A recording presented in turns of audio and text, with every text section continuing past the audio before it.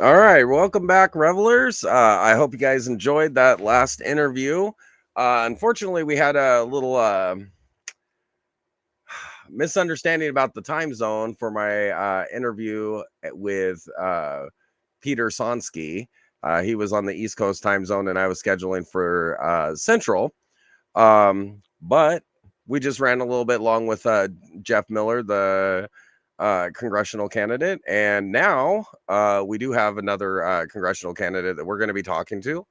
And of course, again, I'm a libertarian, so I'm super excited to be able to talk to this candidate. It's Jeff Miller. He's the libertarian candidate for the U.S. House District Number 10. So we're going to go ahead and bring him on now, and I'll let him introduce himself.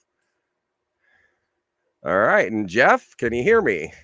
I can. Can you hear me? I can hear you clear as a bell. That's wonderful. Great. So yeah, it doesn't look like it's displaying your camera.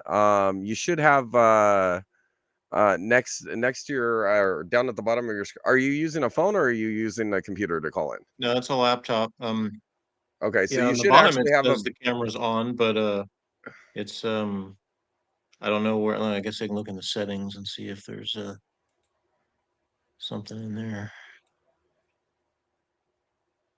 yeah, because in the settings there should be a video tab and it'll have you select your camera. Yeah. Oh, you were there for a second. Oh, Am I? Can you see me? well, it came on and then it went back off. Huh, that's weird. It like did a quick flip. Okay, let me try this. Your laptop's fighting you. Anything yet? Well, it's weird because I just got this laptop last month, and the first thing I did with it was an interview with the Austin American Statesman editorial board, and it was through Microsoft Teams, and the camera worked fine.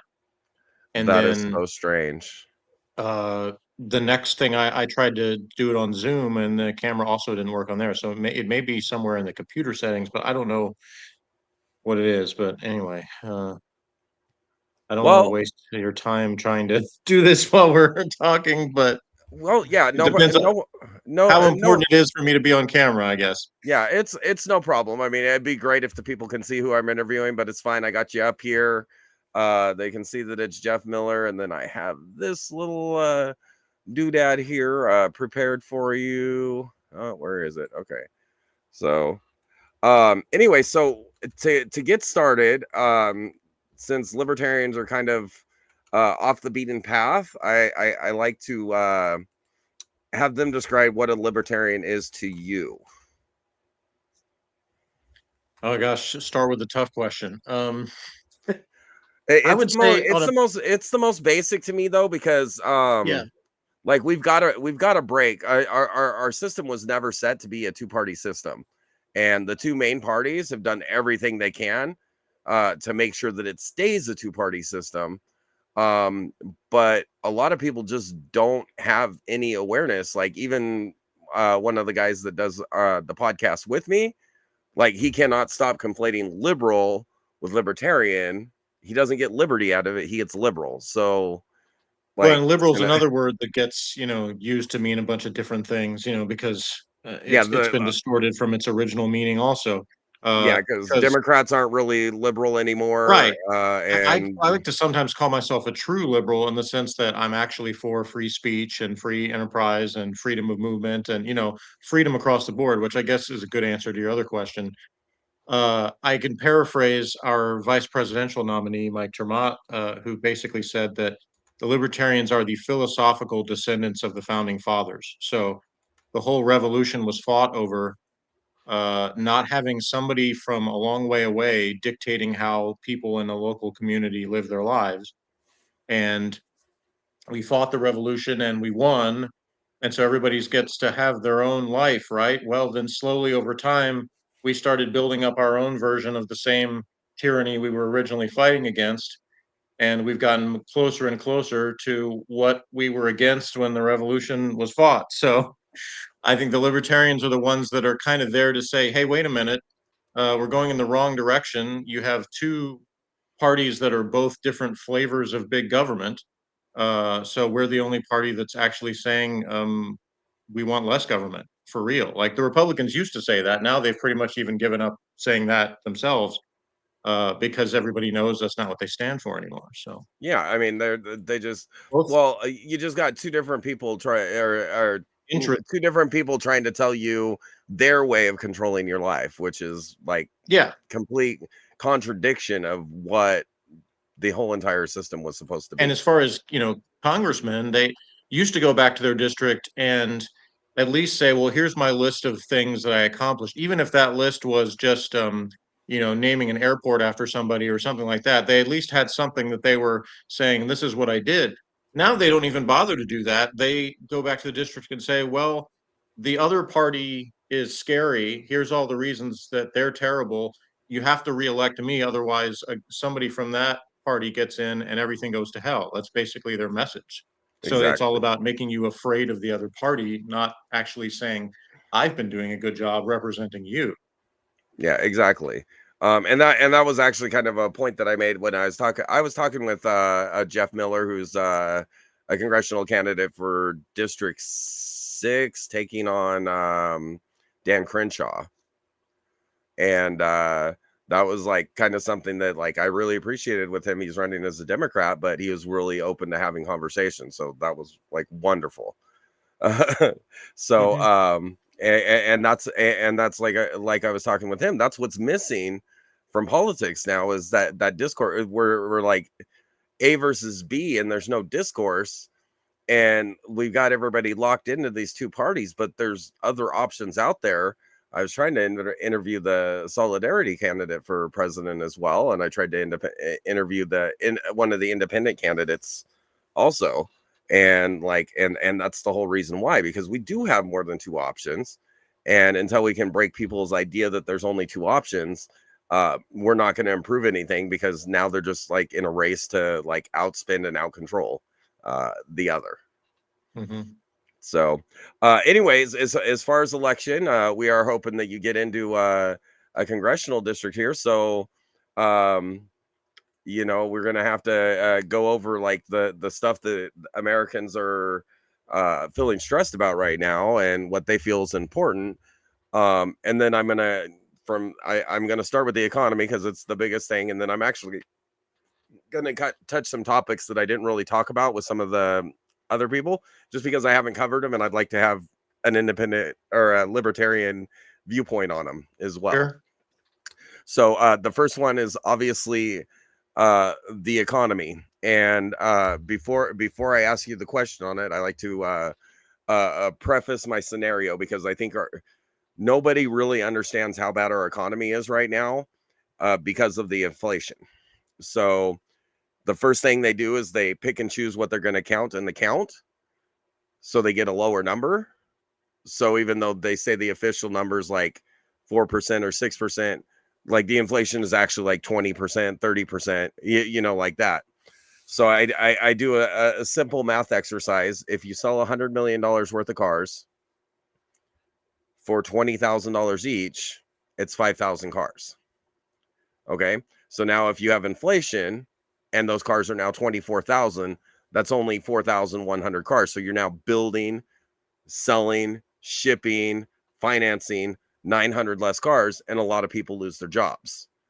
So when they say the GDP goes up by 2%, but the real inflation number is like 10%, as far as the goods produced and the people employed, we're actually 8% in the negative. So I bring this up because pretty much ever since Joe and Kamala exploded the inflation, we've been in a recession that's been completely hidden by the inflation.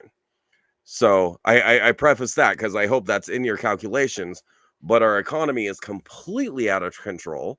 So as a libertarian, what kind of legislation would you propose uh, to fix the inflation and national debt and all of that? Well, I mean, it really boils down to just stopping the reckless spending. And that's, one of those easier said than done things because every year in every Congress, they spend more and more and they justify it by saying, well, if we don't do that, then all of these things don't get funded. And then the government shuts down, and then all these people are out of work, or all these, and the economy gets worse. So they always do it like it's a constant emergency situation where you always have to pass the big omnibus spending bill, or else everything will fall apart. But of course, what we've seen in the times that we did have a so-called government shutdown, and it's never a full government shutdown, it's always partial, uh, is that most of those doom and gloom scenarios don't actually happen. But the politicians have to keep that scam going in order to justify spending your money on the things they want to, their pet projects and their districts. And really, the biggest pet project is just reelecting themselves. So that's what they're mostly focused on. So again, it's all political posturing to get themselves ready for the next reelection campaign, where they can say, "Well, I passed I made sure that roads and bridges and school lunches," and they just, rattle off the list, "are funded because I voted yes on this giant spending bill." And that's the reality, is that most people living their lives, just working their jobs, and normally they, read the newspaper or read online or whatever they look at, watch the news, and they say, "Oh, this bill passed," and they don't really know all the stuff that's in it, because even the people who voted on it don't know everything's in it, because it's impossible to read it all. Yep. So that's the way our Congress has been operating. I'm glad that we have at least somebody like Thomas Massie in Kentucky, who will use his time in a committee meeting, in a committee hearing, to basically chastise his fellow Congress people on continuing to do that charade over and over again every year in terms of the budget. Um, so really, as a new member of the House, if I were elected, there's a couple of things. One, if obviously, I hope it's a libertarian sweep and we elect a bunch of libertarian. If that actually happened, even if we had a small handful, we would have a lot of leverage, especially in this environment where, we had just a small handful of people deciding who was going to be the speaker. Basically, they held up that process for a Hmm. long time. And if we had even a handful of Libertarian Party people, we would actually have a lot of leverage when it came to things like the rules of the House themselves, and the way committee assignments happened, and the way some of those budget things got going in the first place. But if it was just me, if I was solo, I would have to make a decision on how much of a pain I really wanted to be, because one member of Congress actually has a lot of power, more so than people think, because they have the ability to object to anything that actually happens in the House. Uh, and obviously, the House can vote down objections, but it takes a long time. People don't like going through that whole process. I remember a couple years ago when there was another one of these big bills that was going through, where one member objected to waiving the reading of the bill. Hmm. 'Cause normally everybody just goes along with that. Everybody accepts it. Okay, we're not going to read the whole bill in front of Congress. But in that particular instance, it was objected to, and so the clerks had to read the entire bill, and it took 8 hours just to read the bill. So that's an example of the sort of thing that one person can do if they're trying to make an impact. And so my position, and I would seek the counsel of people who know a lot more than I do about the process, and kind of come to the conclusion about when picking my battles, where I wanted to really try to be a nuisance, and where I'm willing to be a little bit more of a team player. And obviously, it would depend on a lot of those initial conversations with the leadership in the Democrats and Republicans, and where we stood as far as who had the majority and by how much. And so there'd be a lot of interesting conversations taking place if I was in that position. So, and can I offer a couple suggestions Of for course. legislation you might propose? First and foremost, anybody who votes for a bill that spends more revenue or more money than we're going to be taking in revenue is ineligible for reelection. That's a good one. Pretty sure we I get our budget in line pretty quick that way. Yeah, I think that I would probably, because they always come up with these cute names they give everything to make it seem like it does something it really doesn't. Oh, But that's the more I think, legislation I was going to mention. yeah, I think that I would propose something like the restoring the freedoms that you already should have, and pu- Puppies Are Cute Act or something of 2025. Put it something like that, where it's like, how dare you vote against this? Freedom is Oh good yeah, act, something like. like the quote unquote bipartisan border bill, which actually all it did was codify 8 million illegal aliens over 4 years, more border guards processing fake asylum claims, more judges that would rubber stamp, because judges that they appoint would just rubber stamp their policies. Yeah, like the And so-called then, bill to legalize marijuana, which yeah, also created new federal crimes and new taxes. exactly. So, and that's another thing I mentioned. Thomas Massey, he proposed an amendment that would have stripped everything out of that bill except for basically there's no federal marijuana crimes, and anyone who has a record of it, it's expunged, and that's it. And of course, that amendment failed because people didn't want to vote on that up or down. But Exactly. that's something I obviously would have supported that amendment. Yep. So, and then like, even on the legalization of marijuana, a lot of places where they got it like push was they pushed it by saying, "Oh, this is going to be a great way for African Americans to lift up their families," and then they go and like make the regulation and expense to get into the industry so expensive that it didn't open the market to anybody. You Oh just yeah, got and rich that's people are the only ones getting into the market. that's a very common lie that especially the Democrats have liked to tell because they try to keep that interest group of the black vote in favor of Democrats, and meanwhile their actual policies have done more to hurt the same people that they claim to support. Yeah. And the So latest was when yeah, they do the menthol cigarette ban. Once again, it's like this ridiculous thing where people think banning things is a way to somehow improve the behavior of certain people or get them to behave a certain way that you want them to. They manipulate them into doing that. And what is true over and over again is if there is demand for a product, people will find a way to get it. And when you make it illegal, all you do is make it more dangerous and create more of a culture of violence around whatever that thing is. And, you know, there I was a don't time. I don't think you can go all the way down that path, because then that's like making an argument for fentanyl that's going to be deadly no matter what. Or like crack cocaine, the addiction is so strong they're going to commit crime to get their drugs. Well, You but know what there's I mean? even in the case of harder drugs, we can shift the society, the way we're looking at it to punishing people who are addicted to drugs versus getting them help. And now we have a situation where there's people who don't get help and people who don't help other people because they're afraid of getting arrested and thrown in prison for something. And Right. we have to get away from that kind of culture. Yeah, but I will point out the entire decriminalization of all drugs cannot work. We have the perfect case example in uh Oregon and Portland. They tried that and we see exactly what happens.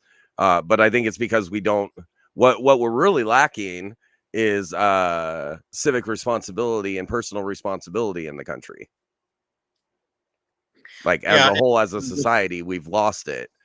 when I'm And like, talking to yeah, non-libertarian audiences, I tend to blow somebody's mind when I say this, but the purpose of government is not to solve everyone's problems. The purpose of government is to protect individual rights.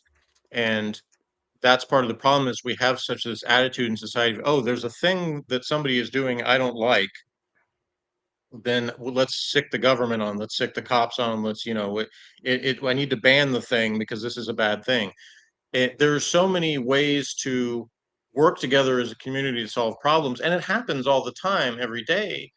But people tend to forget about that because it's easier to kind of say, well, so there's authority figures we can cede the power to, and they're the ones responsible for this, and I can go on about my life and like you said, not take the responsibility for those things. And it's not an easy thing to change because it's been building up that way for decades. And, ever since the Great Depression and some of the things that came out of that, things that were supposed to be temporary things to help people became permanent dependency. And uh, over the like years, employment tax was supposed to be temporary, and here we are 100 years yeah, later, it's still in effect.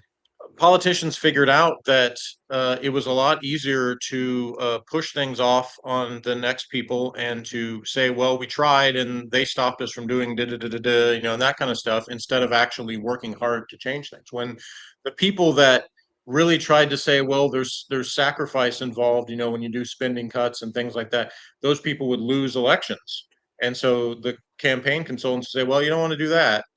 If you want to get elected again, don't do those things because people don't like that. So if you go by the polls and you govern that way, trying to tell people what they want to hear, then you're always going to keep adding to everything. But there will be a breaking point at some point, and I know people have been saying that for a long time, but the truth is that as society evolves and progresses and we get more and more currency being more electronic and all that sort of thing. Those kind of sci-fi movies about whoever controls the electronic stuff being in charge, they're becoming closer to reality.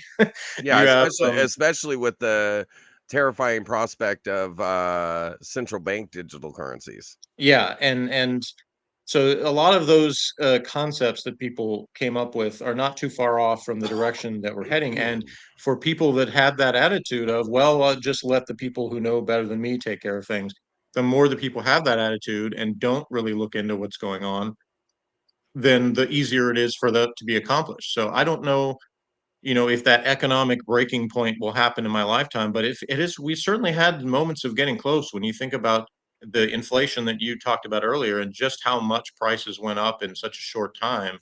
That had a huge effect in terms of people's habits, in terms of how many people continued to actually go out to work versus working at home.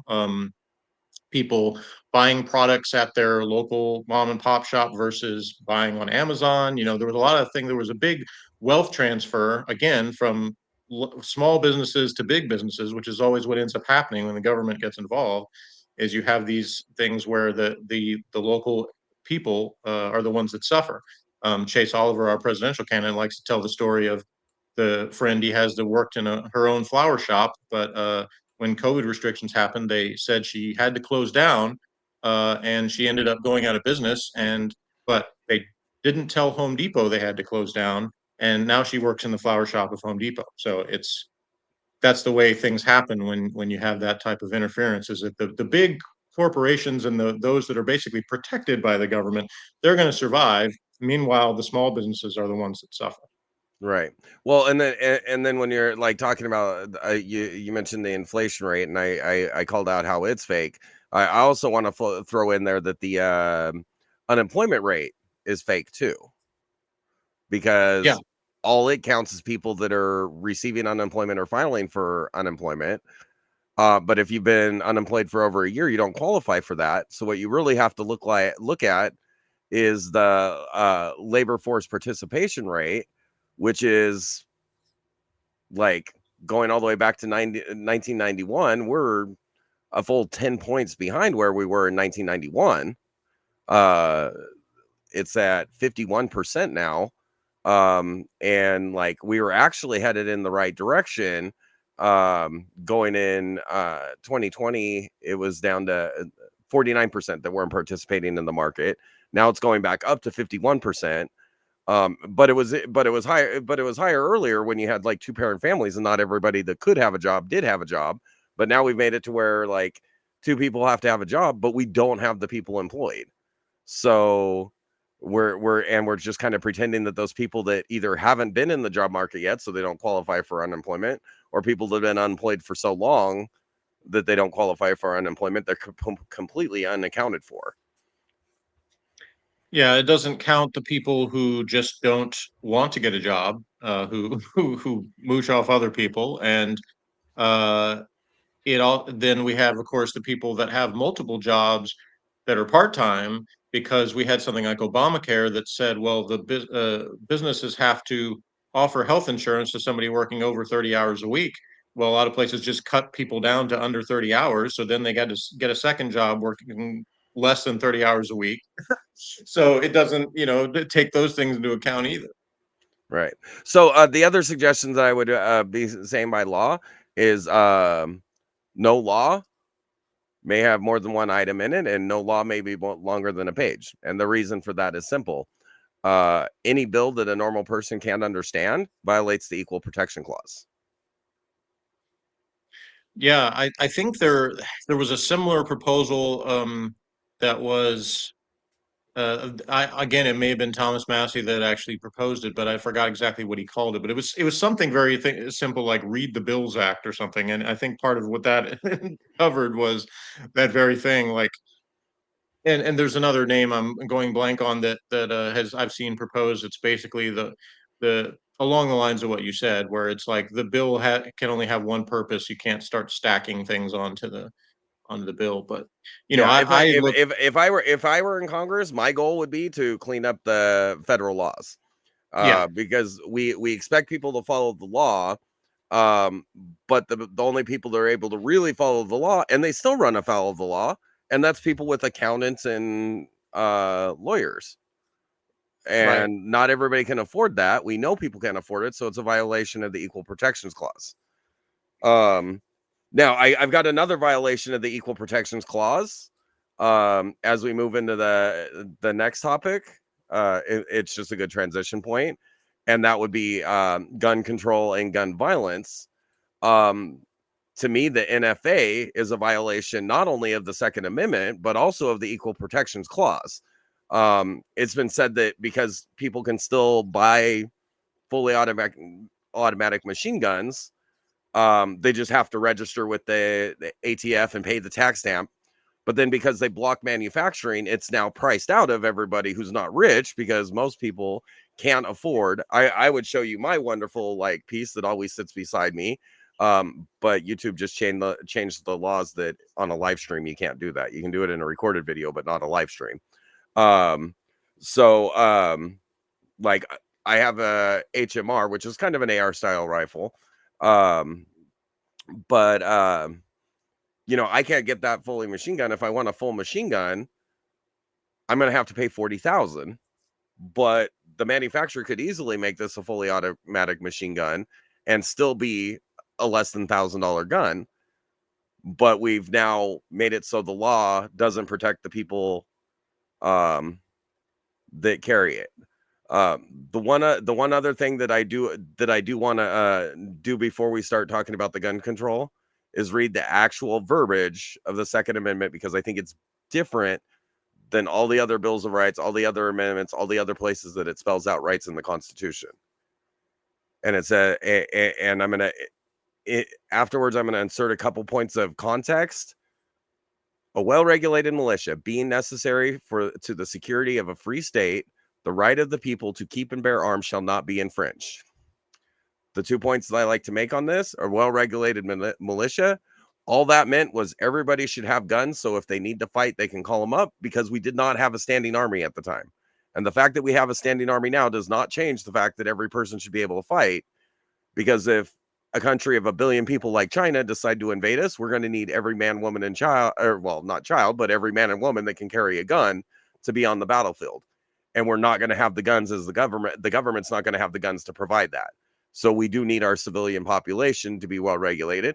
And it's primarily meant to fight a tyrannical government. The second part of that, this does not grant a right. It states the right exists, and it doesn't limit the people, it limits the government. The government should not be infringing on it. So that's where the NFA violates the Second Amendment, but they say it doesn't because anybody can do it if they get the money. But the reality is not everybody's going to be able to get the money. And by taking away the supply, they made it to where a gun that should cost $1,000 costs $40,000 because you can only buy a gun that was manufactured before 1979. Does that make sense? Yeah, So, I mean, the gun laws are really a joke because they've been based on, again, what I was saying earlier. It's about the posturing and the imaging. So when it comes to the laws that are about specific types of guns, it's basically, well, this kind is scarier looking, therefore that's not allowed, but this less scary looking one is, because that's the compromise. And that's the way they go after it, because generally the people that are making that legislation don't understand the difference between them anyway. yep. And you have a case like Dexter Taylor, who was assembling guns in his own home and was sentenced to 10 years in prison for that. Uh, and that's the kind of thing that you hope will make it to the Supreme Court. But meanwhile, you have somebody in prison for exercising their right. So Mm-hmm. that's the problem. Is we have a lot of cases where people go, oh, guns go boom, scary. People die bad, and they don't go much beyond that. And they don't think about those things that you just talked about in terms of what the purpose of the Second Amendment really was and what's behind that. When you see all the images of governments being tyrannical towards their people, and people go, "Oh yeah, that's bad," And this is what was put in place by our founding fathers to prevent that from happening in America. And then some of the same people that, will say, will stand up and say, Black Lives Matter and all those slogans, and which burn are down cities. good. Yeah, but then they will say, I'm in favor of all these laws that keep taking guns away from people that could protect themselves from the very people that are doing violence to them. Yeah, So it especially bothers me with Black Lives Matter because the number one cause of gun death for Black people is gun violence by Black people in Black communities in Democrat cities where guns are illegal. But then you go and look at the statistics, and like at least 100,000 times a year, people, whether that's a little old lady at home by herself or out on the street, somebody being accosted, 100,000 times a year, people use a gun to defend themselves. And sometimes, and some of those, if they end up shooting the person, it gets included in the gun violence statistics, along with self harm. I can't use the other S word because you know how YouTube is. Um, but there's a lot of gun violence that gets stopped because anybody who's used a gun knows how hard it is to shoot under stress and while moving. So even if the other person has a gun, they're more likely to run away than they are to try and continue to rob you or whatever. And this is like taken completely out of there. But again, that wasn't the intention of the Second Amendment. The Second Amendment was to protect ourselves from a tyrannical government. yeah, some of the same politicians that will support the gun bans are the same ones that talk about how in favor of women's rights they are. And I like to say that I'm in favor of women having the right to protect themselves in whatever way they deem necessary. Exactly. A gun is the ultimate equalizer. A woman, no matter how fit, strong, or well trained she is no match for a 250-pound solid muscled man. But if she has a gun, she does. Yep.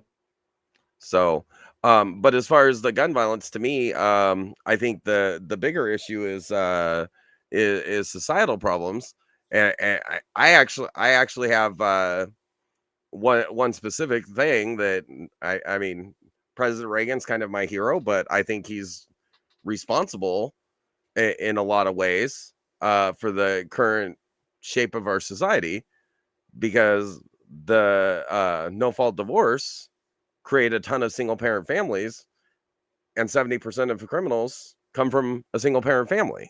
Well, specifically a single mother household, because a single father household has almost the exact same statistics as a two parent household. So it's absent fathers that are the issue. Yeah, I'm a single father myself, so I know what that's like. And I people are in a lot of different circumstances, and I think the best thing that elected officials can do is simply to get the government out of the way of letting people live their lives and have what they need for their families in the way that they can do that. So that Yeah, would be my absolutely. number one thing was is you can't legislate people into better behavior, but you can create a better environment that doesn't prevent them from making some of the better choices. And if people still make bad choices, and they still have to deal with the consequences, but you Exactly. allow people to have the freedom to make those choices in the first place. Right. And then when it comes to gun laws, I make the point that they do absolutely nothing because in all the cities where gun violence is a problem, when they arrest people for gun crimes, they don't prosecute them. Yeah, it's another what I talked about earlier. It's political posturing. You have to make yourself look a certain way, so people say, "Well, we've got to do something about these shootings," because people say, "Well, you have to do something." So they say, "Well, in that case, we'll pass a law that says something like you know, these guns bad act of whatever year," and they pat themselves on the back like they've done something. And uh, the reality is that it doesn't have that effect. People will always find a way around it. Most of the shootings that have taken place are situations where the guns were obtained There was one recently where it was the father gave it to him. So these laws about like raising the age wouldn't have had any effect on that, because if as long as the father was past that age, he's still going to purchase the gun and give it to him. So there's things like that that just, again, they're for politicians to make themselves feel better or try to make themselves look better to their constituents, and not about really solving problems. Right. Well, and then do you know the story of the Ludi gun? No, what's that? Okay, so I'm gonna pull up this picture. I'm not holding it, so it won't be a violation. So Facebook censors, I'm not violating anything. So let me pull this up here. Give it a second to load here. So this is a Ludi gun. So what that is a fully automatic 9mm. Essentially looks kind of like an Uzi. So after England did their 100% gun ban, a guy named Ludi went and made his own out of stuff that you can get at any hardware store. No matter what you do, criminals are always going to get guns. And when you talk about mass shootings, I don't recall any of them having legally possessed guns. They were either stolen, accessed illegally, or bought illegally. But what the one thing that is consistent is mental problems, because no matter how you're feeling, it's crazy to want to kill a bunch of people. So the focus needs to be taken off of an inanimate object, because there's 400 million guns. If guns just went off and killed people, there'd be no people and there'd be all guns. So it's the people killing people. So we need to address the mental health aspect and not the gun aspect. And then a lot of people don't understand, to buy a gun, no matter what, you have to go through a background check. The only exception is, like, if I sell you my gun, you wouldn't have to do the background check. But if you happen to have a criminal background and then you go and do something, I'm responsible for selling you that gun. Can you hear me? Yeah. Okay. So I saw your message. That's fine. So yeah, so to me it's pointless. Like, criminals are always going to have guns. In England, where they've banned guns, you go through the bad neighborhoods, everybody still has a gun. Like, nothing's changed. And they didn't get less mass killings. Now they just do them with knives, machetes, and clubs. And like, the trying to ban assault rifles, like, I can rip that apart on its face, because AR stands for Armalite rifle. The AK-47 style rifle, AK, stands for Alexander Kalashnikov, the guy who wrote or invented that rifle. So it doesn't have anything to do with assault at all. All there is rifles that are easier to use and control for people that might have a smaller frame, or like me, I have issues with my thumb, so I wouldn't be able to hold a standard rifle over the barrel. I need that pistol grip, or I'm not going to be able to stabilize the gun to take a shot. Yeah, whatever they choose to ban, and as far as the equipment, there will always be someone who makes just enough adjustments to make it so that it doesn't qualify as part of that. Yeah, exactly. So, and then the fact that, like, if they banned all guns, you can still make guns by going to a hardware store. What are they going to outlaw hardware stores next? And then the fact that more people die by hammers and clubs in the United Yeah, I States mean, than there was a die by all rifles. not that many years ago, there was a serial killer in Canada that was using a knife and killed quite a few people without having a gun. Yep. Well, and like, I just point out hammers. I don't see, like, they want to ban assault rifles, but more people are killed by what they call assault rifles, or more people are killed by hammers than by rifles. So tells me that, again, it's not a weapon problem, Yeah.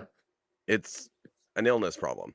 So I know you got to go here, so pretty soon. So we only got one more topic. So I really haven't talked much about foreign policy. So you can pick Israel, Gaza, or Ukraine. You can pick one. Well, First of all, I'll say I like that you got straight into the issues. It's been interesting with these interviews what people choose to want to talk about because I've had several things where I spend most of the time just telling my life story, not really getting into all of that at all. Other times I talked mostly about the Libertarian Party and the legal issues we had and the ballot access fees and that kind of stuff. And you went straight to the legislation and all that kind of stuff. So Well, it's been the great to have like different people things that people focus on. It kind of the helps me. reason the reason for that is I don't think your personal life is relevant to whether or not you should hold office. I think how you think the government should govern is what's relevant. Yeah, no, I So understand. I want to know your position on the policies and the issues. It's And uh it's just yeah, interesting to me the different things people focus on. But yeah, I it won't take me too long because I have a very simple, but again, it blows some people's minds when I say this, kind of policy when it comes to all of that is that I believe in what, George Washington said about foreign entanglements. Basically, if you start picking sides in overseas wars, it becomes a permanent thing where you become responsible as a nation for the welfare of people in other nations. And you mhm. justify that by saying, well, we're a superpower and all those sort of things. But it never ends. I mean, we've had conflicts we've been involved in and have taken the resources of the people here and given them to foreign governments and their militaries for longer than I've been alive, and Yeah, it never stops. we propped up Saddam Hussein again during the Iran war, and then Yep. we ended up fighting against the military weaponry that we paid for Yeah, we a spent decade billions of later. dollars uh and 20 years and lots of lives lost to replace the Taliban with the Taliban in Afghanistan. uh Yep. I believe that individuals should be able to contribute either monetarily or if they want to go fight for someone in another country, they should be allowed to do that. I believe people should be free to put themselves in whatever conflict they want to and to whatever degree they want to. But I don't think the people of America should have their money taken away from them and given to overseas wars. So I believe all of those should stop as far as the American involvement, and that would be my driving principle in Congress would be to support the ending of American involvement in all of it. Yeah, and our involvement with Ukraine, like helping convince them to give up their nuclear weapons, is the whole reason why the war started. Our involvement with trying to push them into NATO is what triggered Vladimir Putin uh, to attack Ukraine. Ukraine Yeah, a lot of was people part. falsely say isolationist, but it's not. Non-interventionism is different than isolationism. In Yeah, today's world, you can't be isolationist and have any kind of, thriving economy of any kind. You'd have to be a pretty small place. But that's what it but is. with the situation with Ukraine, I put it this way: it's not entirely delineated, but it is somewhat. Actually, a good example is Cuba. We used to control Cuba. Cuba became independent, and then as soon as Russia started arming them, we blockaded them and put sanctions on them that lasted for what 60 years. So we can kind of understand Russia's position on this because we took the same position on Cuba. And if Puerto Rico suddenly decided to sign a defensive pact with China, we're going to have an issue with that. And yet, that's exactly what we were trying to do with Georgia and Ukraine. And Yeah, like, I support people's rights. what's Georgia to Russia? Stalin was Georgian. I support What? people's rights to do business with whoever they want. So I don't support Yeah, the, sanctions that basically end up hurting the very people that we claim to be allied with and hurt our own people more than they do hurt the governments that we or militaries that we try to fight. yeah, and the sanctions on Russia. You know what the biggest impact was of the sanctions on Russia after they annexed Crimea? Because I was there for 2 years. You know what the biggest impact was? Belarus had to buy cheese from Italy, repackage it as Belarusian cheese, and sell it to the Russia or to Russia that way, so they can get foreign cheese. That's what Yeah. happened. Like so, Yeah. like Well, I guess that all gives the me sanctions are a joke. a real quick opportunity to say I would support repealing the Jones Act. And that's actually one issue that I disagree with Thomas Massie on, because he said that he supports keeping it, but it's the shorthand version of that is it makes shipping things much more difficult because of a lot of restrictions in the way that things are shipped, like Mhm. literally by ship, in the ports that they can do business with. So that's an example of one of those things that's been a federal law for way too long that has caused much more problems. Yeah, which brings up, the greatest question. Why is stuff sent by ship called cargo and stuff sent by car called shipments? No, anyway. Why do we park in a driveway and drive on a parkway? Yeah. So, my viewpoint on it is we have a weapons manufacturing industry. They should be allowed to sell the weapons to whatever nation wants the weapons to defend themselves, as long as they're not directly engaged in harming their own people. We don't have a right to have an opinion over how other people defend themselves. If Ukraine wants to buy our weapons, we can sell them weapons. Um, that's independent companies and free of the government. The government shouldn't be signing these contracts. You know what I mean? But we Yeah, shouldn't. We that's should. the little known fact, is that whenever people talk about government doing something, is almost always government is hiring private companies anyway to do the actual work. So it's kind of like the Exactly. movie Office Space, where they say, "What is it you actually do here?" You know, Yeah. because the Well, government doesn't do the work; it hires people privately to do it anyway. but then they can do what Nikki Haley did and get out and get paid by these defense contractors like millions of dollars as a consultant. Yeah, well, that's a whole other kettle of fish. Look up how Yeah. many people that have worked for the FDA have come from the companies that are trying to get things approved by the FDA. Oh, and how many people with the FDA are getting paid residuals on patents for drugs that they approved? Yeah.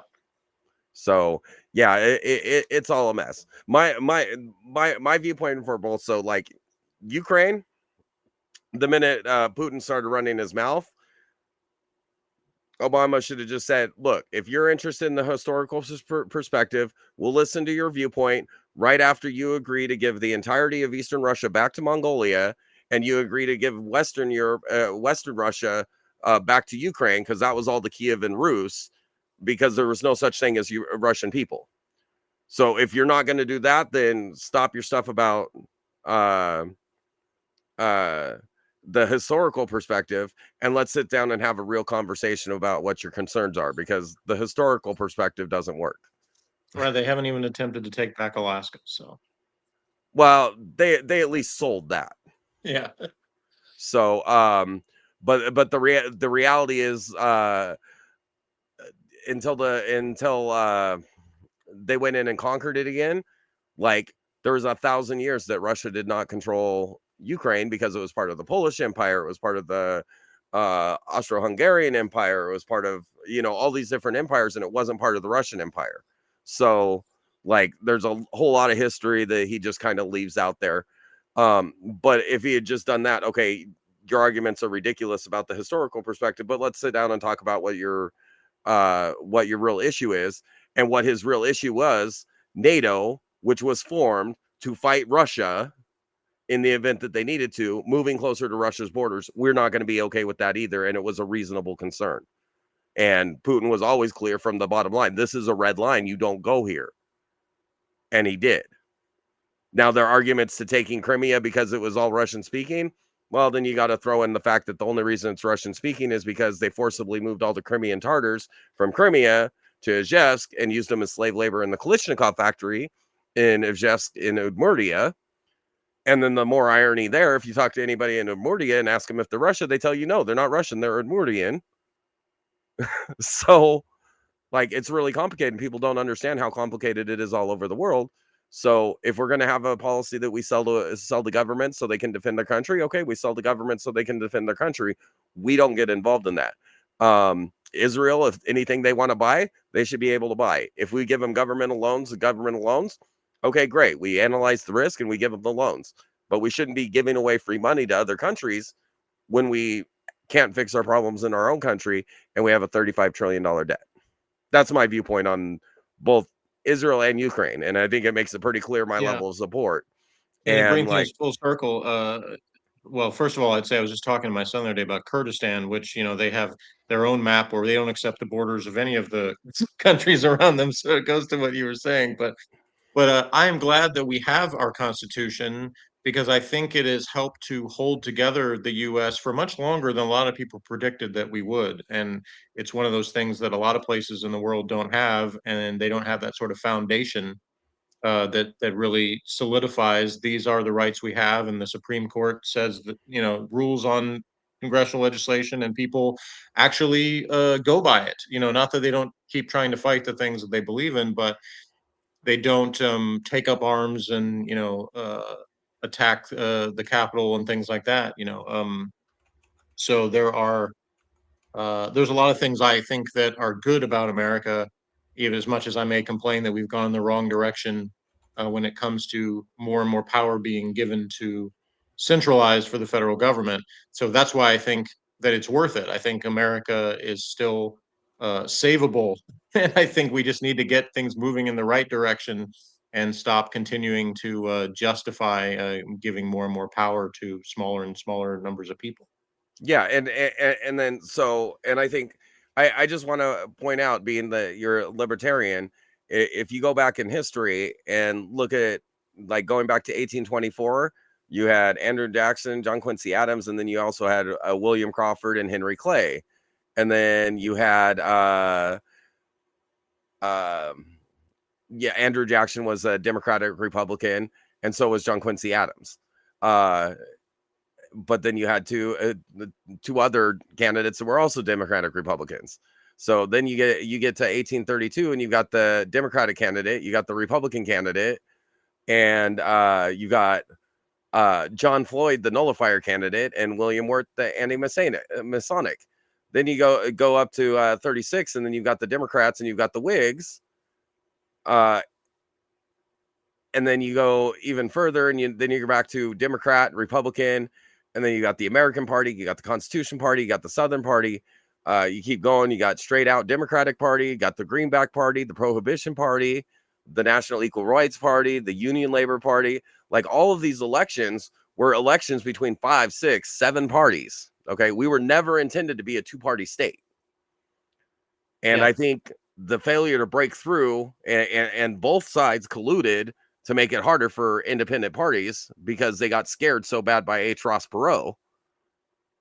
Yep, he's the So, last one that was able to successfully, petition to get on the ballot in Texas, and I think as an independent, we had to fight for our ballot access here in the Libertarian Party of Texas, and in the last few years, they decided, well, the way to reduce our candidates and get them off the ballot was to make us pay the filing fees that their primary candidates pay, that is supposed to pay for the primaries, which we're not allowed by law to participate in.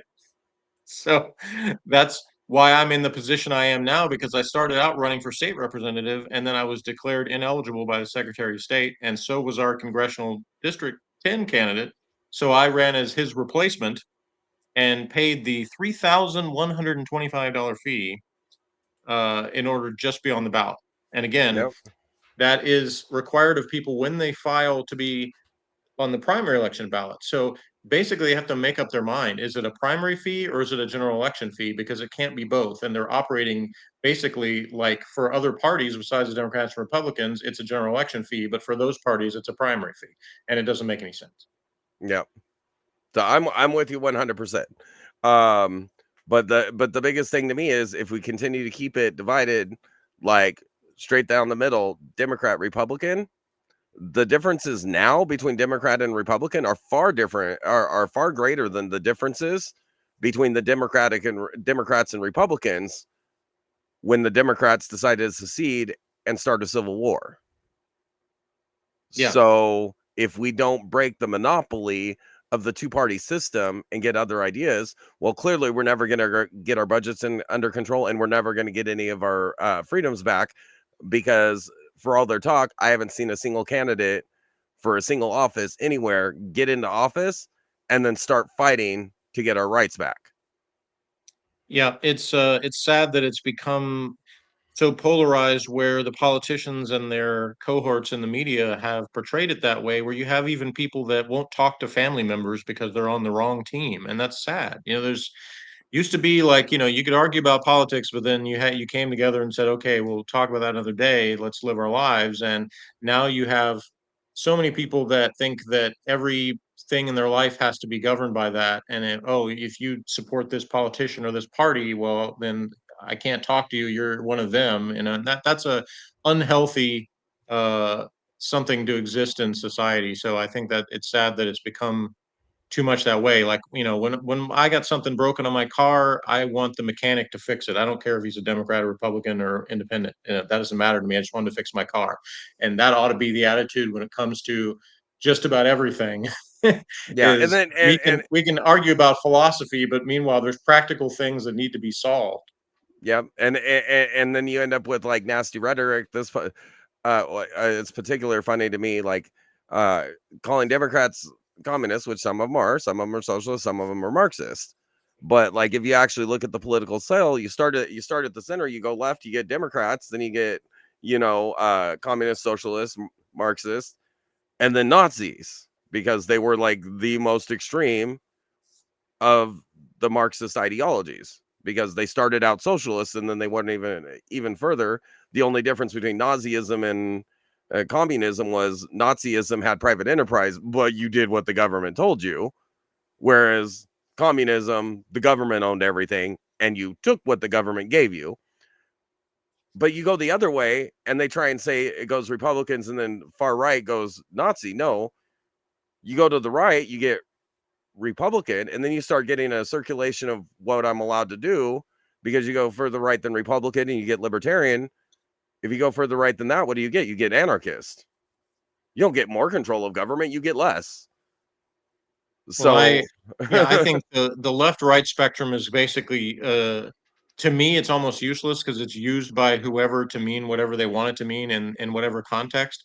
And that's why I like the diagram that shows libertarians at the top instead of left or right, because like, no, we're up. We're not left or right. We're up yeah. because Well, and we're the the limit ones that say and you can live your life in all areas, whether personal or economic. yeah, and to me libertarians kind of go on the original Lockean bargain. You give up a little bit of your rights in order to have peace and security. So the government's only job is to provide peace and security, protect you from other people or from other nations, and that's it. And anything else the government's trying to do is BS. Yeah, It's as supposed to promote voluntary the a gen society as possible is the way to go. exactly. So, well, I thank you for giving the time. I know you've got another commitment you've got to get to. So I do appreciate you joining me after the election. If you get into office or not, I hope you join me again, because the conversation was great and there's always a lot to talk about. So I do appreciate you joining me, and maybe convince my buddy Brad that comes on here with me sometimes. Maybe convince him that, again, it's not just me. Libertarians Yeah, aren't and I'll work leftists. on getting the camera to work for next time because I am sorry that that didn't, but yeah, I appreciate the invitation a lot, and it was a good talk. All right, and yeah, and then I'm going to be making clips on this, and the clips do better than the actual stream. So hopefully, it helps people get your name and get them looking at you, and hopefully, they'll consider you for your house race. Because let's see, where was it? Who else is in your race? I Well, know I Michael had it. McCall is the incumbent Republican, and then the Democrat is Teresa Boisseau. Okay, so I had your Ballotpedia up here a little bit ago, but then I like pulled it up because I also talked to Ted Brown. Yep. Yeah, so I also talked to him, and then I talked to the two independent write-in candidates as well in that race. There's 5 people on that ballot, but everybody's being ignored except for Ted Cruz and Yep. Of course. yeah. That's how So they do it. so it's ridiculous. We do have an uphill battle, and I may actually be joining you in this battle come 2026, because I may just go and try and run for my district that I'm in here. I almost did this Awesome. time, but I ended up moving, so it wouldn't have made any sense because I wouldn't have been in the district I was running for by the time the election came. So Yeah. so Well, we need anyways, everybody we can get. I tell people, even if you don't necessarily a lot of people when they read the libertarian platform, they find they agree with most of it anyway. But even if you don't necessarily agree with all of it, even if it's certain issues, I mean, we could use your help, and the Democrats, Republicans don't need your money. They don't need more of what they're begging you for, because they're just going to keep abusing it the way they always have. So Yeah, be a part of a more independent movement, however you can get that done. yeah, and I say if you're a Democrat or a Republican on the voter level, you should be voting libertarian anyways, because the libertarians actually going to shrink the government, which is what Republican voters want, Right. and they're going to ensure freedoms. And on the left side, for the most part, we're going to protect the social issues that they care about, because we're the ones that are about freedom and Right. not the government trying to take control to grant you freedoms. Because as soon as you start letting the government grant you freedoms, you have none. Absolutely. And if you're in my District 10 in Texas and you're one of those people who say, well, the Republicans are going to win anyway, well, then why not vote for Jeff Miller? Because, if you think it doesn't make a difference, then at least register your protest. And the more votes I get, the more people will take notice. Yeah, absolutely. I mean, there were 83,000 Republicans that voted in the Republican primary, 20,000 that voted in the Democrat primary. But if that ends up coming down to being a race that, well, I mean, that's the reality. If you don't like what he's doing over there, and you throw your votes for Jeff, if we get 30,000 of them, Jeff wins. Yeah, that's the reality, is the one who gets the most votes wins. The election hasn't happened yet. We're about to start early voting on Monday, but anything can still happen. So Yep. instead of just accepting what they tell you, go out there and make a difference. Yep. So if you're a Republican, he's going to vote to shrink the government. If you're a Democrat, he's going to vote for your freedoms to do whatever you want. And you should definitely be voting for Jeff. Thank you again, Jeff, for Thank joining you. me. And you have a great night. You too. All right, revelers. So there we go. So that is the last interview that I had scheduled for today, and it's good. It's ended up being a long day. It's already 9:30 here. I'm gonna try and reschedule that interview with Peter Somsky, the Solidarity Party candidate. But I do appreciate you guys. I've seen you guys popping on and watching the interviews and whatnot, and I'm gonna get some more clips so you can catch the stuff that you missed earlier on. But thanks again for joining us here at Off the Rails, Right versus Left. And you guys have a great night.